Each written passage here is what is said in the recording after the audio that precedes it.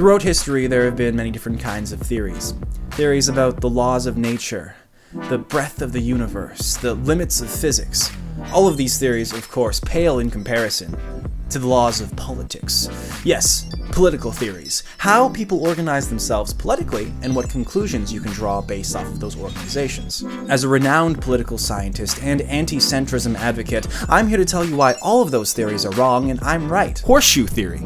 Horseshoe Theory is one of the most popular political interpretations ever. The theory states that the further politically left or politically right you go, the more and more the extremes of both sides will start to resemble each other. The model was created when most people's perception of politics was just left-wing versus right-wing. As a result, it's a little overly simplistic. And you can kind of tell that the guy who made it was just some filthy centrist who looked at the Nazis and the communists and they were like, I can't tell the difference! But if you look at the positions of economic right-wing fascism and communism on a political spectrum, it does kind of resemble a horseshoe. So what the guy is really getting at is the farther left and the farther right you go, the more statist you become? And that's what makes them resemble each other because they're more statist? Not a very good political theory. Here's what I recommend instead. Fishhook Theory. Fishhook Theory is another take on the one-dimensional political spectrum. It states that the political spectrum is a lot more like a fishhook like this than a horseshoe. This model states that extreme right-wing fascists are actually closer to centrists than they are your average right-winger. The logic goes that centrists don't have much to lose from extreme fascism taking over the country,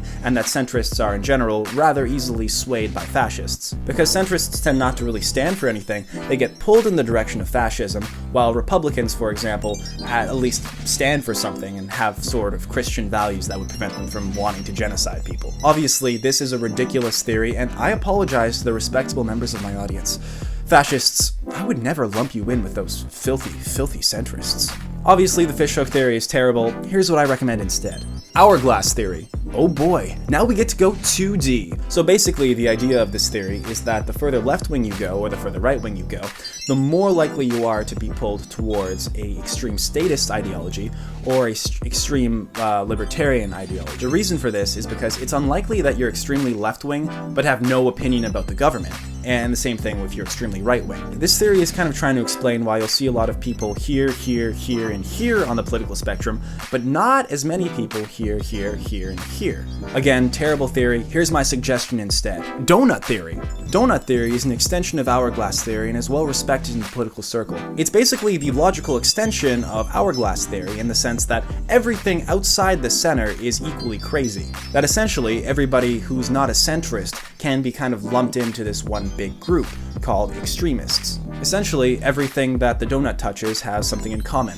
So radicalization, dissatisfaction with the status quo, violence, and extremism. As you can probably tell by now, most political theories are made by idiot political scientists who have no idea that we need to eliminate the center. This is why I propose a revolutionary new theory I call reverse donut theory. So take a donut and put it on a graph, and then instead of calling everything the donut touches crazy, you just cut out the center, and that's it. So you take a donut and you put it on the political compass, and you say, okay, well, everything it touches is different, and the little hole in the center, that's the people who are ideologically similar, because they're all moderate people who have stuck their head in the sand and refuse to acknowledge that the world needs to change at all. They benefit from the status quo, so they don't want to change it. They probably think horseshoe theory is a real thing. They probably don't even watch YouTube, and the worst thing is, they're probably boomers. Doughnut theory says that the people on the edges are the crazy ones.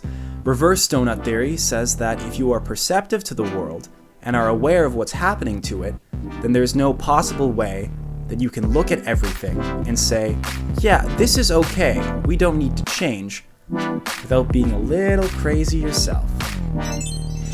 So many theories, all of them wrong. Here's my theory I'll explain through song. Take a donut and put it on a chart. Cut out the middle, make a work of art. Oh, fuck donuts, I don't like the taste. Fuck donuts, they're losing the race. Donut theory is a pile of shit. Join together around the center and disprove it. All these political theories say extremists are the same. All these political theories are extremely smooth-brained. Let's prove all these centrist motherfuckers wrong and sing in unison this exact song. Fuck donuts, right through the hole. Fuck donuts, in part and in whole. Fuck donuts, cause if you eat them all day, fuck donuts, then you'll just waste away. Stop sitting on your ass eating donuts all day. Stop smoking grass acting like it's okay. Stop acting like the extremists are the ones that are crazed when you're the one whose eyes are glazed. Fuck donuts, and by glaze, fuck donuts, I mean honey glaze. Fuck donuts, you're filled with chocolates. Fuck donuts, and by chocolate I mean shit. Donut theory is a pile of shit. Let's join together around the center and disprove it. Donut theory is a pile of shit. Let's join together around the center and disprove it.